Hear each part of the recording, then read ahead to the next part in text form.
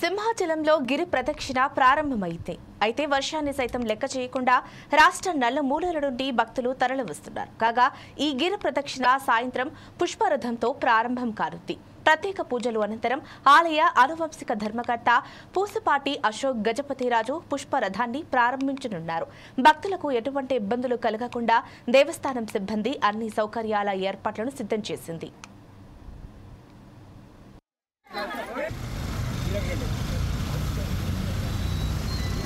గిరి ప్రదక్షిణ సందర్భంగా చాలా సార్లు మేము ఇదివరకు తిరిగామండి. గత కొన్ని సంవత్సరాలుగా తిరుగుతూ ఉన్నాం మేము.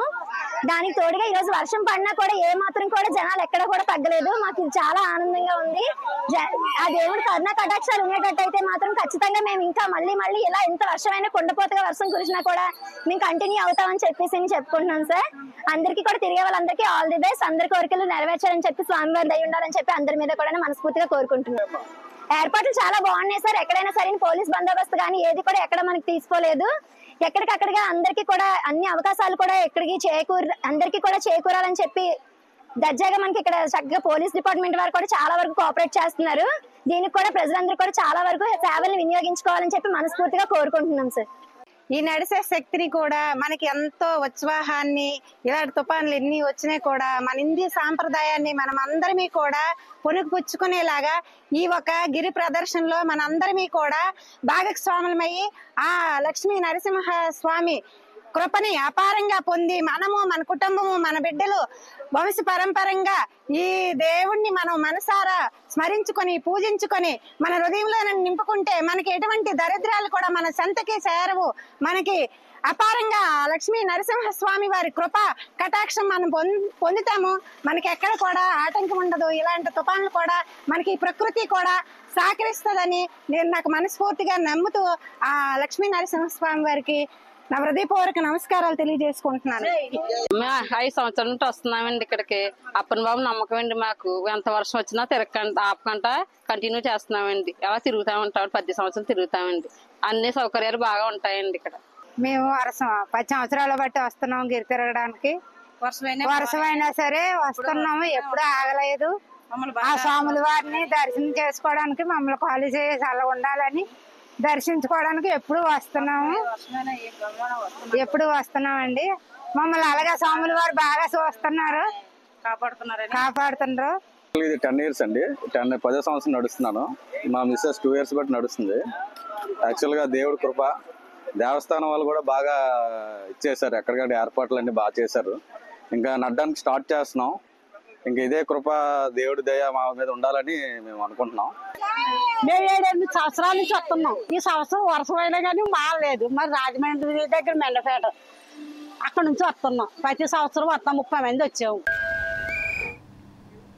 ఇక దీనిపై మరింత సమాచారం మా ప్రతినిధి చంద్రశేఖర్ అందిస్తారు. చెప్పండి చంద్రశేఖర్. గుడ్ ఆఫ్టర్నూన్ జయంతి.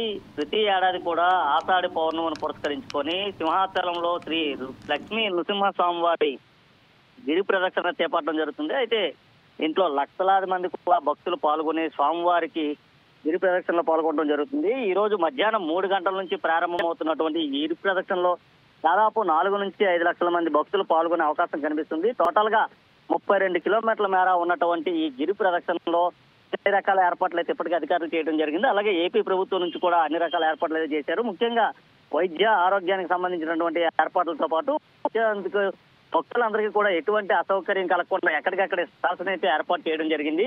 దాదాపు 10 నుంచి 12 గంటలు సాగేటటువంటి ఈ ప్రయాణంలో భక్తులంతా కూడా కొండ చుట్టూ ప్రదక్షిణ చేయడం కనిపిస్తుంది. ముఖ్యంగా సింహాచలం తొలి పావంచె వద్ద మొదటి టెంకాయను కొట్టినప్పటి నుంచి ప్రారంభమైనటువంటి ఈ యొక్క పాదయాత్ర దాదాపు 32 కిలోమీటర్ల అనంతరం మరలా అదే తొలి పావంచె వద్దకు వచ్చి స్వామివారిని అయితే దర్శించుకోవడం జరుగుతుంది. అయితే ప్రతి ఏడాది కూడా జరిగేటటువంటి ఈ కార్యక్రమంలో లక్షలాది మంది భక్తులతో పాటు కూడా అధికారులు కూడా పాల్గొన్న పరిస్థితి కనిపిస్తుంది. ముఖ్యంగా వచ్చిన వారందరికీ కూడా ఎటువంటి ఇబ్బందులు తలెత్తకుండా త్రాగునీరుతో పాటు అన్ని రకాల వసతులు అయితే ఇప్పటికీ అధికారులు అయితే కల్పించారు.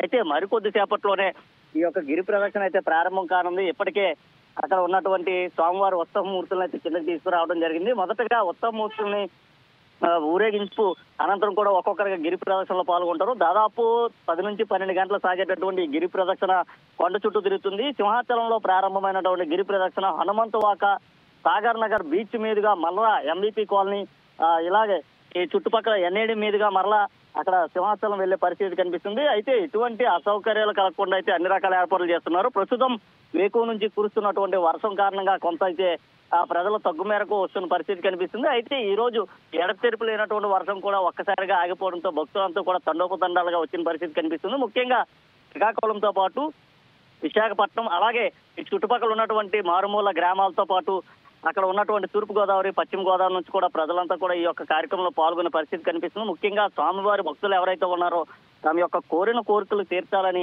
ఈ గిరి ప్రదక్షిణలో పాల్గొనడం జరుగుతుంది. అయితే గిరి ప్రదక్షిణ సంబంధించి ఇప్పటికే రాష్ట్ర ముఖ్యమంత్రి కానీ లేదా రాష్ట్ర హోంమంత్రి కూడా అన్ని రకాల ఏర్పాట్లు అయితే పరిశీలించిన పరిస్థితి కనిపిస్తుంది. ముఖ్యంగా ఆలయ అనువంశిక ధర్మకర్త అశోక్ గజపతి రాజు గిరి ప్రదక్షిణ అయితే 3 గంటల నుంచి ప్రారంభించనున్నారు. ఆయన ప్రారంభం అనంతరం కూడా గిరి ప్రదక్షిణ అయితే తండోపతండాలుగా కొనసాగుతుంది. ఒక జాతరలాగా కొనసాగేటటువంటి గిరి ప్రదక్షిణలో ప్రజలంతా కూడా తమ యొక్క కోరిన కోరికలు తీర్చాలంటూ కూడా స్వామివారిని వేడుకునే పరిస్థితి కనిపిస్తుంది. జానకి, చంద్రశేఖర్.